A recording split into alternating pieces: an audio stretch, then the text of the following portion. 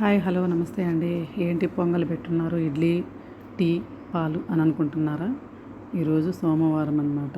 8 అయిందండి టైం. ఇప్పుడు ఉదయాన్నే లేచి ఇల్లంతా శుభ్రం చేసేసుకొని తలస్నానం చేసేసి నేను బ్రహ్మంగారి గుడిలో ప్రతి సోమవారము పొంగల్ ఒక హాఫ్ కిలో పొంగలి నైవేద్యంగా ఇస్తున్నాను అనమాట.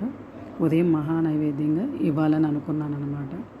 ఇలాగే నేను 10 years బ్యాక్ ఇచ్చానండి. ప్రతి సోమవారం ఉదయం నైవేద్యం నేను అందించేదాన్ని. తర్వాత నాకు కొన్ని కుదరలేదన్నమాట. ఇప్పుడు మళ్ళీ స్టార్ట్ చేశాను. చూసారా, ఉదయం అంటే 4 పువ్వులు ఉండబట్టి సరిపోయింది నాకు. కాఫీ ఒక పొయ్యి మీద, ఇడ్లీ టిఫిన్ మొత్తము పాలని, ఇలా కాజు కూడా ఒకేసారి వేగించి పెట్టేసుకుంటాను అన్నమాట. మనకేంటంటే హడావుడి లేకుండా ఉంటుందని.